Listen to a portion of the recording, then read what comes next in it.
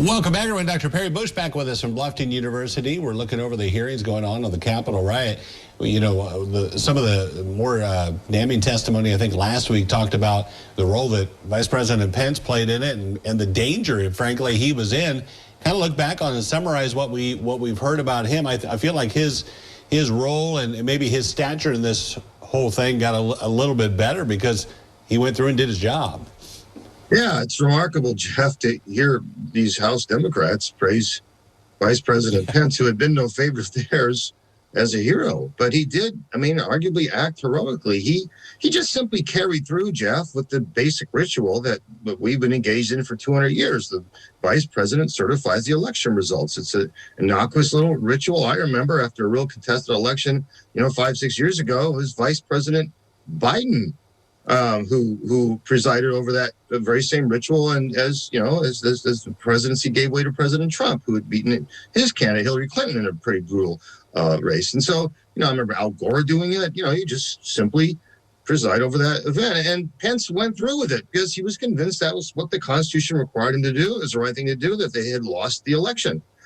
But outside there are, the mob chanting, "Hang Mike Pence." And now we hear from the committee that President Trump, sent this tweet out whipping up that mob to, chant that, and said, well, maybe our supporters have the right idea, he says, right? So, it's real chilling, among other testimony that we've heard, that the president sat there in the White House saying maybe the vice president should be hung for refusing to stop this process, for going along with what the Constitution said he should do.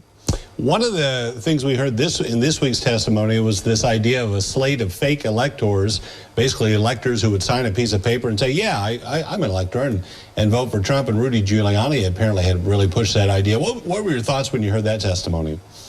Well, Giuliani, what did we hear one of the Trump people say? There was team crazy and team normal.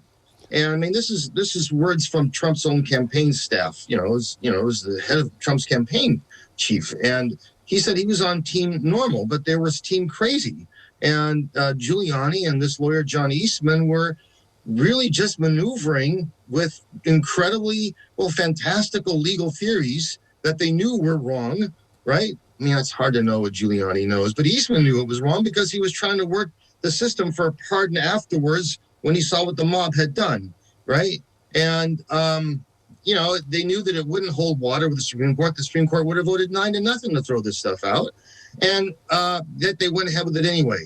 It was really a scary moment for our democracy, Jeff, and we're discovering through these hearings how close we came to a coup, and how there were people in the White House working for a coup to overturn a democratic election.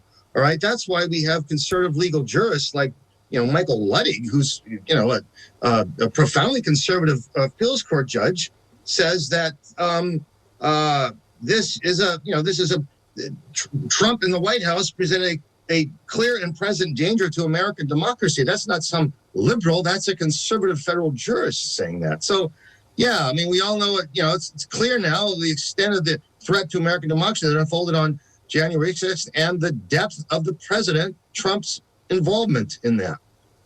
We hear so much of that term even before he became president, of the Teflon Don. Do you think any of this sticks to him, or is you can directly relate any of this back to his administration, or do we get through all these hearings and it's just nothing really happens? Well, it's interesting what the polls are doing now. New ABC poll I just read said that Donald Trump, 58% of Americans held the position that Trump should be charged with a crime for his role in the January 6th riot. That's 58%. And 58% also think that President Trump bears a great deal or a good amount of responsibility for the mob's attack on the Capitol. Those are some of the recent polls. And 64%, in another poll, said that the U.S. attack on the Capitol by the mob was planned. It wasn't a spontaneous thing. So the polls show that the January 6th Commission is persuading lots of people, if there's any left to be persuaded, about the threat that this comprised to American democracy and the extent of the president's complicity in it. Now, whether or not that that works against the president when he runs. Clearly, he's gearing up to run for the White House again. We'll see how that plays out. I mean, it's pretty scary to think that a guy who planned a coup or helped, seemed to be involved in planning a coup is still considered a viable candidate for president of the United States. As you said, the DOJ may have the final say in this. Well, thank you so much. We always appreciate your experience and your chatting with us about this.